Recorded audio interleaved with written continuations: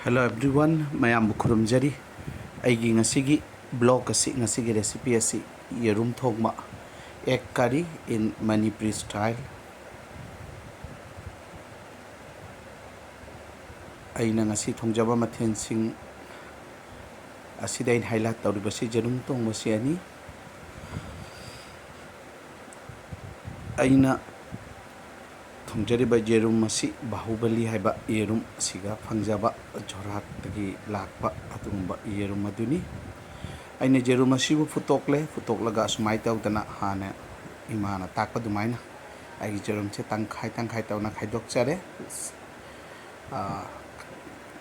Lang ama tawduna somdane khang sahale alu se jerum ga sumai tawna alu mapumani maku khoktana alu se tangkhai khairaga futchagi bani.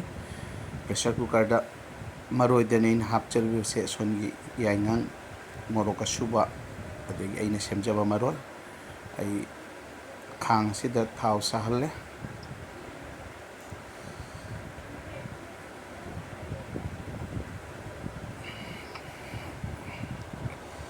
thau se khajiktan jamalle aduna khaja lokthok charagani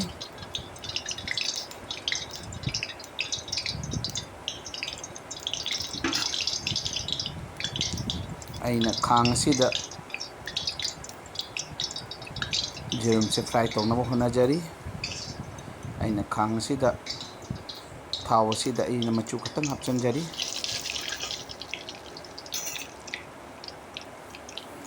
aduga aina yerum se sumai tawduna fry tawjari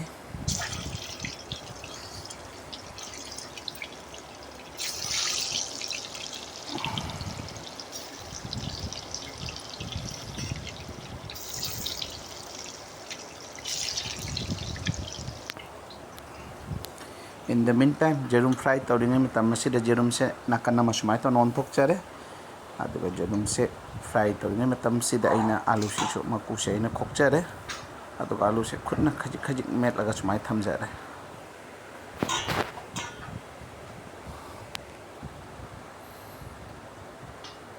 This is a very nice recipe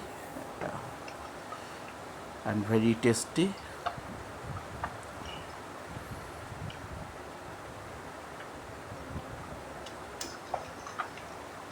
Jerum se aina sumai taw tan tawbagi matungda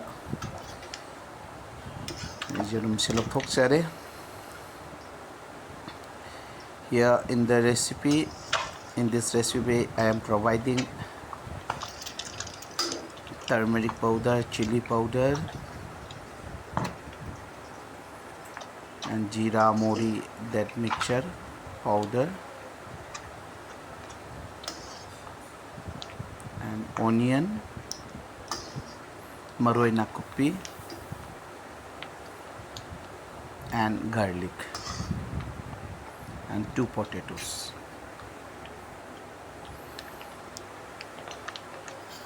Aina thongliba jerum se 6 numbers of eggs. This is fenugreek seed. This is a very secret of my recipe. And the bay leaves, just after dropping the fenugreek seed, the bay leaf it. Using the bay leaf, then just drop the onion se drop tawjare haibadi onion se ngawjare aigi khang sida just after adding the onion, so I am frying for near about 1 minute the onion. Here is the maroi nakupi. Jerum thongba si while preparing egg, this combination like the maroi nakupi and onion plays a very vital role, and that fenugreek seed.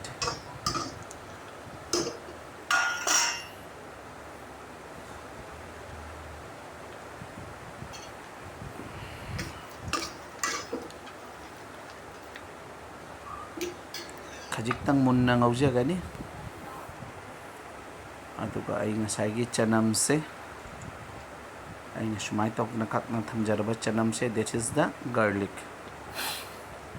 So now I am adding the garlic now. We will fry together.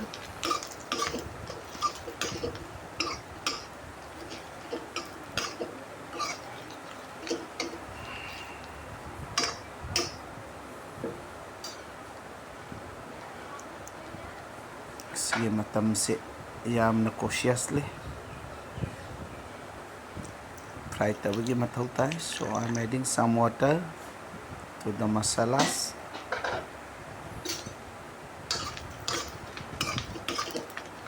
Asomdana aina maroi singdo ai fry tawjari.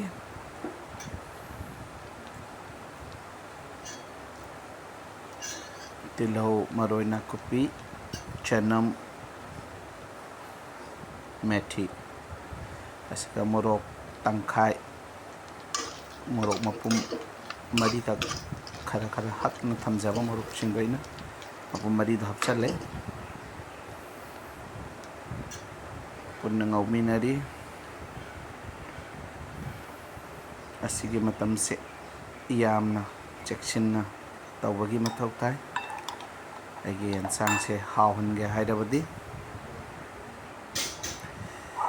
aina ngasagi masala powder singdo mix tawjare. Then aina alu ko punna toksanjare.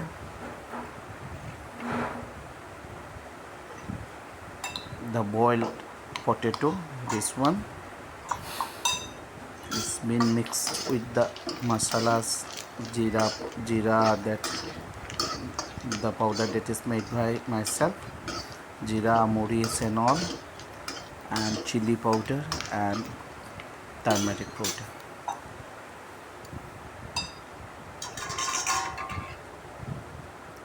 Yare habedugo aina siga alu nusagi mix tawba alu masala ga mix tawba se hapsinjare.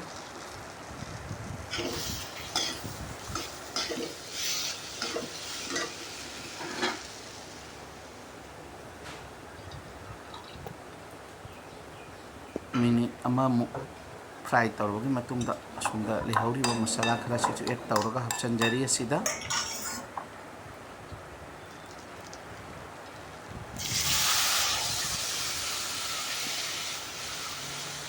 Respected all, this is a very nice recipe of cooking in Manipuri style, preparing egg curry. Please do try in the same style.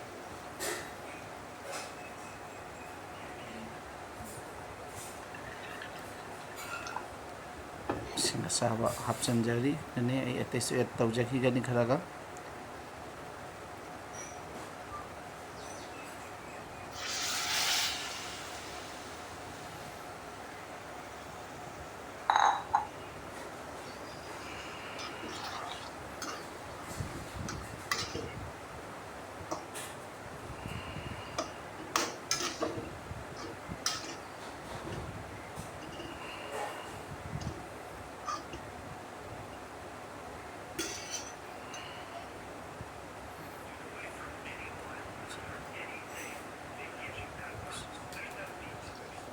Ising kharaga hapsanjari asida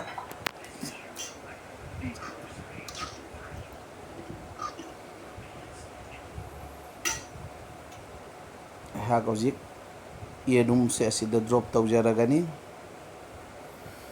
amamam tawdana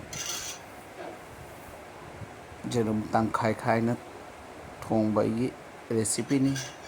Aina jerum se lang amana tawraga sumaitona half tawna khaijakibani.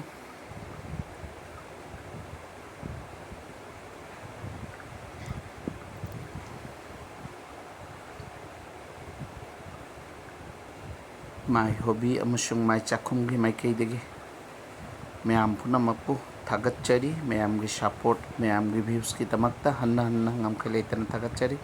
Ay asida black pepper khajiktang add tawjari hojik.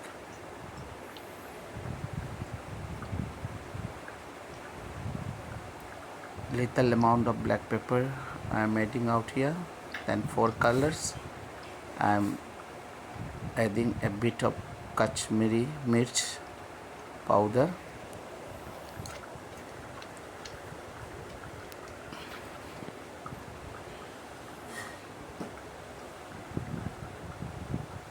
Then I am adding salt as per the taste.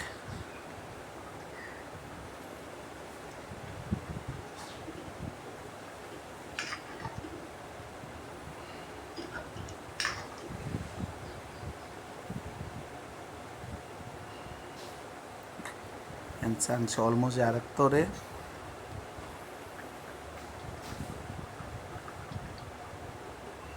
Ito na minute ani phadana ikhajiktang kupchara ko metong dalok thokchare.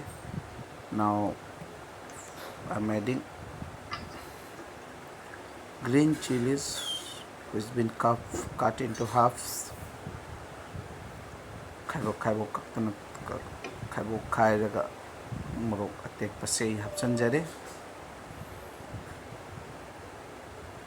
Sorry for my very poor communication skills. Aina wangam nga matamda fajana ngang mangundabagi akpigani.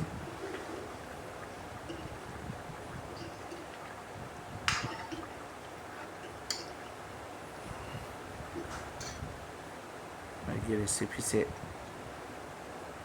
loiramdai siga sida garam masala isana semjaba khara hapsinjaraga my egg curry recipe preparation is done. Now I will serve it. Sumay tawdana ina atra sida jerum thongba silok thokchare.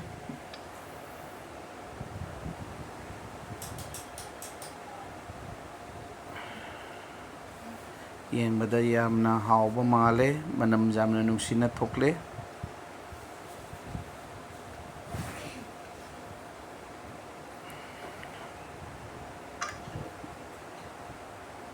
Masigi recipe asi yumda angang marinida ima hoina thongbagi recipe da matawda tamjaraga thongjabani. Aduga aina maroi ama ani khatang di add tawjai ase sumnai serve tawjade jerum asomda leiribasina sagalawai uti